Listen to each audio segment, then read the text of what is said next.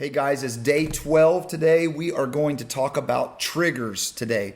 If we can have awareness of our triggers, then we can know that when one of these happen that we're going to be talking about, and there are some others that are out there, we're just going to be discussing some of the major ones, then we can know that there could be a depressive episode that's coming, or a depression episode that's going to try to be following up these triggers. And so what I would like to do today, my goal is to make us aware, give us an awareness of the triggers here today, all right? So let's jump right into this.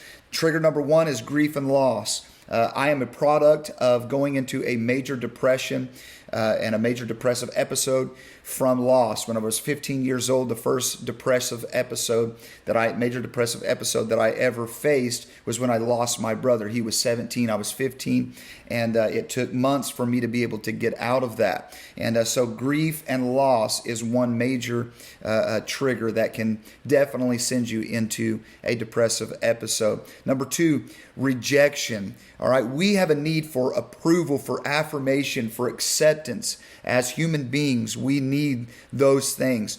So when we face social exclusion or we face rejection, then it's very stressful and it could lead to low self-esteem in our lives. And so, it's important when you see that, when that happens at your job or at your home or wherever, when you feel rejected, then you need to know, okay, this is a trigger that can push me into a depression. All right, so grief and loss, rejection. Third one is stress. I'm not going to spend a lot of time on this because I've covered this quite a bit throughout the prior days, but stress can definitely bring on a depressive episode. Matter of fact, there's studies that show that a high percentage of those that are depressed have had stress that has helped to push them into that depression.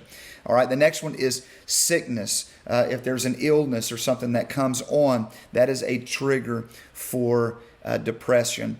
All right, then sleep deprivation. Actually, studying this out found that about 75% of depressed people have insomnia. And so when you're losing your rest and your sleep, then it's definitely a trigger to push you into depression. Something I want to bring out too for those that are adolescents or those of you that are younger. 6 hours or less in adolescence increases the risk of depression by 25 to 38%. All right, so 6 hours or less of adolescent increases. Now, here's the problem that I'm finding. I am an administrator of a Christian school, and what I have found teaching these kids is that they're not getting sleep. Some of them are staying up till 2, 3 o'clock in the morning on social media. Some of them are staying up playing video games. And so we are having a major problem with adolescents that are going into depression. And I feel like that this is one of the main reasons why, because they're not getting the sleep that they need. Now, it's not just in adolescence. This is across the board as well. But that just really stuck out to me whenever I was studying this out on triggers, is that, man, if you're an adolescent and you're staying up late and waking up early for school, then you are primed for an episode, depression episode. All right. So the next one is financial problems, which we know this. Financial problems creates a lot of problems because there's a lack of security there. So especially statistics show that a woman is twice as likely to have depression than a man.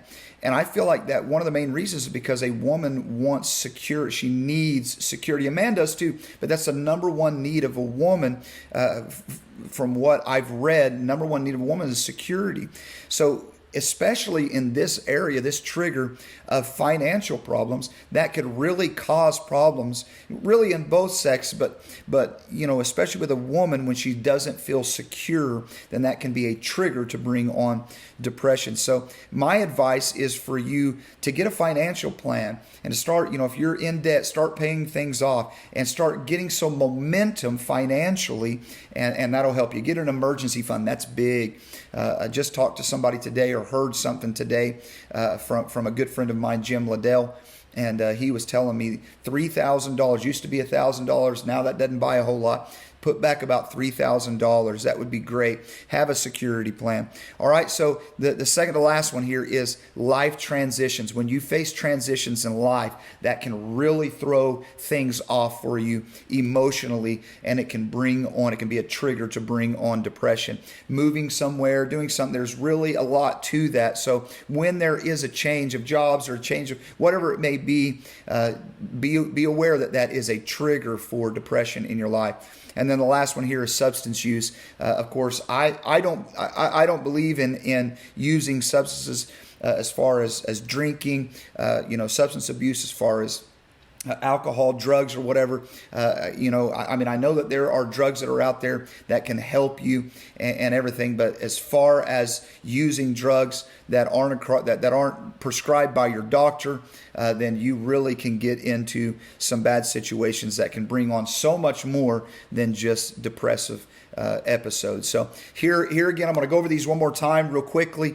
Being aware of these triggers: grief and loss, rejection, stress, sickness, sleep deprivation, financial problems, life transitions, and substance uses. That's going to be a big help to you moving forward, knowing that when something happens that's listed here, that could be bringing on some depression in your life, and you can get out ahead of the game and keep it from doing that. All right. So again, being aware of triggers can be one of the greatest helps and deterrents from being put into a depression. Hey, you're going to have a great day today. God bless you.